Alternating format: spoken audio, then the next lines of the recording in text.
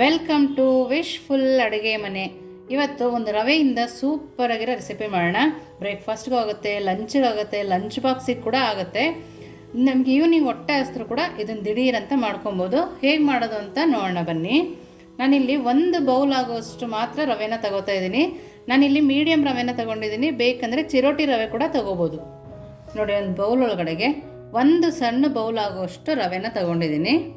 ಹಾಗೆಯೇ ನೋಡಿ, ಒಂದು ಸಣ್ಣ ಬೌಲ್ ಆಗೋಷ್ಟು ಕಡಲೆ ಹಿಟ್ಟನ್ನು ಕೂಡ ತೊಗೊಂಡಿದ್ದೀವಿ. ನಾವು ಬೋಂಡ ಬಜ್ಜಿ ಮಾಡ್ತೀವಲ್ಲ, ಆ ಕಡಲೆ ಹಿಟ್ಟನ್ನೇ ತೊಗೊಂಡಿದ್ದೀನಿ. ನೋಡಿ, ಇದಕ್ಕೇ ರುಚಿಗೆ ತಕ್ಕಷ್ಟು ಉಪ್ಪನ್ನು ಕೂಡ ಸೇರಿಸ್ಕೊಳ್ತಾ ಇದ್ದೀನಿ. ನೋಡಿ, ಇದನ್ನು ನೀಟಾಗಿ ಮಿಕ್ಸ್ ಮಾಡ್ಕೊಬೇಕು. ರವೆ ಮತ್ತು ಕಡಲೆ ಹಿಟ್ಟು, ಉಪ್ಪು ಮೂರು ಮಿಕ್ಸ್ ಆಗಬೇಕು. ಆ ಥರ ನಾವು ಇದನ್ನು ಮಿಕ್ಸ್ ಮಾಡ್ಕೊಬೇಕು. ನೋಡಿ, ಇಲ್ಲಿ ಒಂದೇ ಥರ ರೆಸಿಪಿ ತಿಂದು ಬೋರ್ ಆದರೆ ಈ ಥರ ಡಿಫ್ರೆಂಟಾಗಿ ಕೂಡ ಮಾಡ್ಕೊಬೋದು. ತುಂಬಾ ಚೆನ್ನಾಗಿರುತ್ತೆ. ತಿಂದವ್ರು ಕೂಡ ತುಂಬ ಖುಷಿ ಪಡ್ತಾರೆ. ನೋಡಿ, ಸ್ವಲ್ಪ ನೀರು ಹಾಕಿ ನಾನು ಇದನ್ನು ಕಲಿಸ್ಕೊಂಡ್ಬರ್ತೀನಿ. ನಮಗೆ ಸ್ವಲ್ಪ ಇವಾಗ ನೀರನ್ನು ಜಾಸ್ತಿನೇ ಹಾಕ್ಕೊಂಡಿರಬೇಕು, ಯಾಕೆಂದರೆ ರವೆ ನೀರನ್ನು ಎಳ್ಕೊಳ್ಳುತ್ತೆ.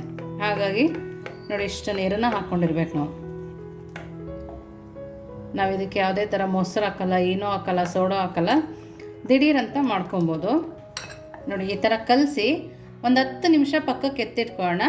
ನೆಕ್ಸ್ಟ್ ಏನು ಮಾಡೋದು ಅಂತ ನೋಡೋಣ ಬನ್ನಿ. ನೋಡಿ, ನಾನಿಲ್ಲಿ ಒಂದು ಆಲೂಗಡ್ಡೆನ ತೊಗೊಂಡಿದ್ದೀನಿ. ನಾನು ಹಸಿ ಆಲೂಗಡ್ಡೆನೇ ತೊಗೊಂಡಿದ್ದೀನಿ. ಅದನ್ನು ನೀಟಾಗಿ ನಾವು ತುರ್ಕೋಬೇಕು.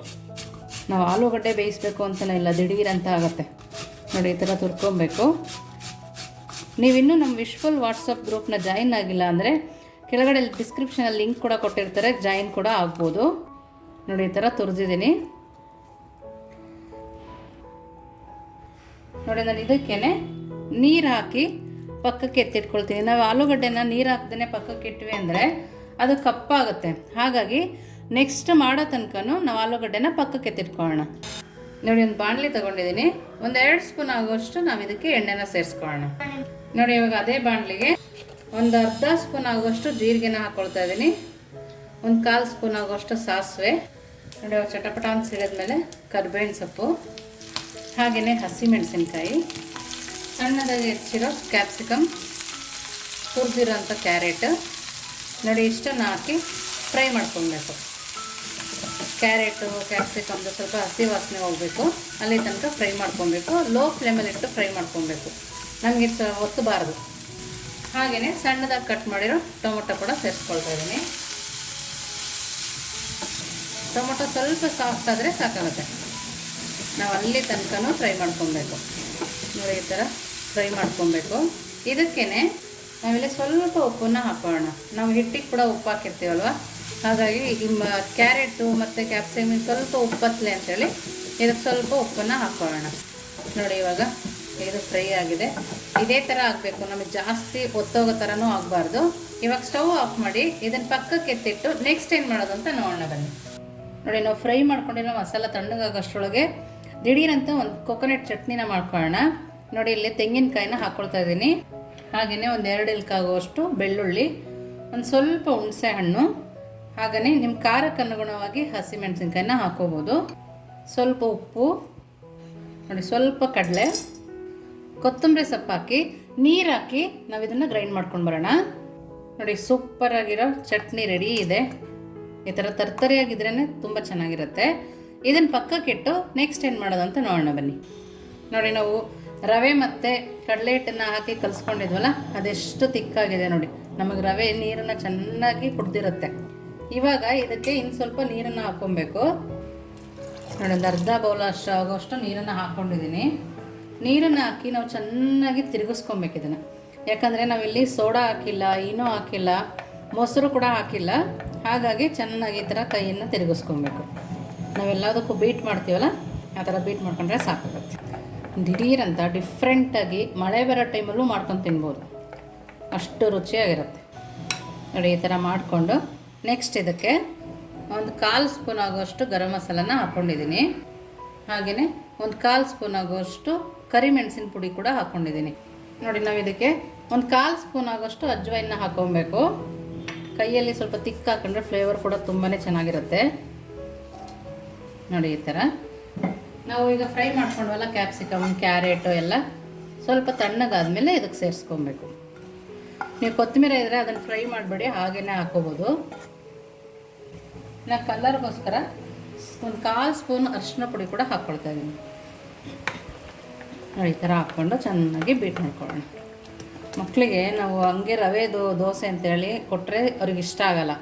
ಸೊ ಈ ಥರ ಎಲ್ಲ ಡಿಫ್ರೆಂಟಾಗಿ ಮಾಡಿ ಕೊಟ್ಟಾಗ ತುಂಬಾ ಇಷ್ಟಪಡ್ತಾರೆ. ಅವ್ರಿಗೆ ಕಲರ್ಫುಲ್ಲಾಗೂ ಇರುತ್ತೆ ನೋಡಿ. ಸ್ವಲ್ಪ ನೀರನ್ನು ಹಾಕ್ಕೊಳ್ತಾ ಇದ್ದೀನಿ ನೋಡಿ. ಈ ಥರ ಕ್ಯಾಪ್ಸಿಕಮ್ಮು, ಕ್ಯಾರೆಟು, ಟೊಮೊಟೊ ಯಾವುದನ್ನು ಮಕ್ಕಳು ತಿನ್ನಲ್ಲ, ಸೈಡಿಗೆ ಎತ್ತಿಡ್ತಾರೆ ಮಾಡಿದ್ರೆ.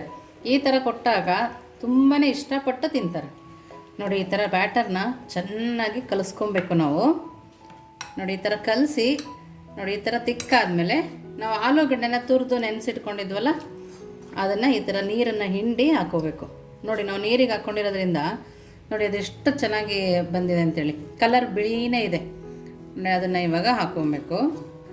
ನೀರನ್ನು ಸೇರಿಸ್ಕೊಂಬೇಡಿ, ನೀರನ್ನು ತೆಗೆದು ಹಾಕೋಣ ನೋಡಿ. ಅದನ್ನು ಕೂಡ ತಿರುಗಿಸ್ಕೊಳ್ಳೋಣ ಈ ಥರ ನೋಡಿ. ಇವಾಗ ಇದನ್ನು ಪಕ್ಕಕ್ಕಿಟ್ಟು ನೆಕ್ಸ್ಟ್ ಏನು ಮಾಡೋದಂತ ನೋಡೋಣ ಬನ್ನಿ ನೋಡಿ. ಒಂದು ಪ್ಯಾನ್ನ ಬಿಸಿಗಿಟ್ಕೊಂಡಿದ್ದೀವಿ. ಈಗ ಸ್ವಲ್ಪ ಎಣ್ಣೆನ ಹಾಕ್ಕೊಳ್ಳೋಣ ನೋಡಿ. ಎಣ್ಣೆ ಸ್ವಲ್ಪ ಬಿಸಿಯಾಗಿದೆ, ತವಾನು ಬಿಸಿಯಾಗಿದೆ. ನಿಮಗೆ ತೆಳು ಬೇಕಂದರೆ ತೆಳು ಹಾಕ್ಕೊಬೋದು, ಬಟ್ ತೀರಾ ತೆಳು ಆದರೆ ಟೇಸ್ಟ್ ಬರಲ್ಲ.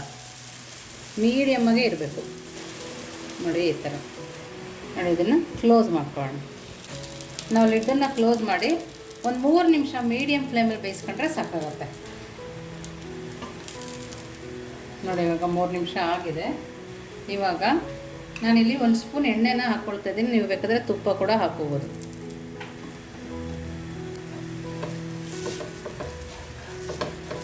ನಾವು ಇದನ್ನು 2 ಸೈಡು ಬೇಯಿಸ್ಕೊಳ್ಳೋಣ. ವಾವ್ ನೋಡಿ ಎಷ್ಟು ಚೆನ್ನಾಗಿ ಕಾಣಿಸ್ತಾ ಇದೆ. ದಿಢೀರಾಗಿ ಮನೆಗೆ ಯಾರೋ ರಿಲೇಟಿವ್ಸ್ ಬಂದರು ಅಂದರೆ ನಾವು ದಿಢೀರಂತ ಇದನ್ನು ಮಾಡ್ಕೊಡ್ಬೋದು. ತುಂಬಾ ರುಚಿಯಾಗೂ ಇರುತ್ತೆ, ಅವರಿಗೂ ಇಷ್ಟ ಆಗುತ್ತೆ ನೋಡಿ. ನಮಗೆ 2 ಸೈಡು ಕೂಡ ಚೆನ್ನಾಗಿ ಬೆಂದಿದೆ ನೋಡಿ. ಇವಾಗ ರೆಡಿ ಇದೆ. ಇನ್ನೊಂದು ಕೂಡ ಹಾಕ್ಕೊಳ್ಳೋದು ತೋರಿಸ್ತೀನಿ. ನಾನು ಸೌಟ್ ಸಣ್ಣದಿರೋದ್ರಿಂದ 2-3 ಸರಿ ಹಾಕ್ತಾ ಇದ್ದೀನಿ. ದೊಡ್ಡದಾದರೆ ಒಂದೇ ಸರಿ ಹಾಕ್ಬೋದು. ರವೆಲಿ ಉಪ್ಪಿಟ್ಟು ಮಾಡೋದ್ರಿಂದ ಈ ಥರ ಮಾಡಿದ್ರೆ ಎಲ್ರಿಗೂ ಖುಷಿಯಾಗಿ ತಿನ್ಕೊತಾರೆ ನೋಡಿ. ಇದನ್ನು ಕೂಡ ಅದೇ ಥರ ಬೇಯಿಸ್ಕೊಂಡು ಬರ್ತೀನಿ ನೋಡಿ. ಇದನ್ನು ಕೂಡ ತೆಗಿಯೋಣ.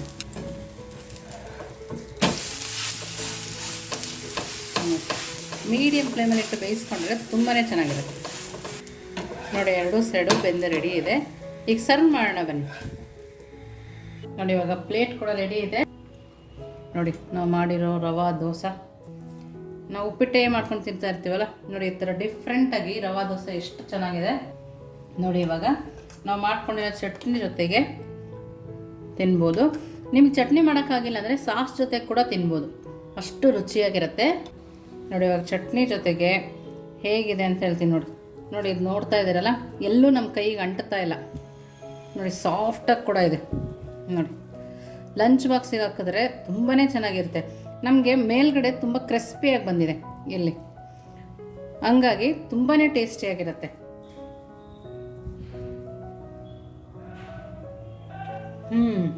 ತುಂಬ ಅಂದರೆ ತುಂಬಾ ಟೇಸ್ಟಿಯಾಗಿದೆ. ನೀವು ಒಂದ್ಸರಿ ಟ್ರೈ ಮಾಡಲೇಬೇಕು, ಅಷ್ಟು ರುಚಿಯಾಗಿದೆ.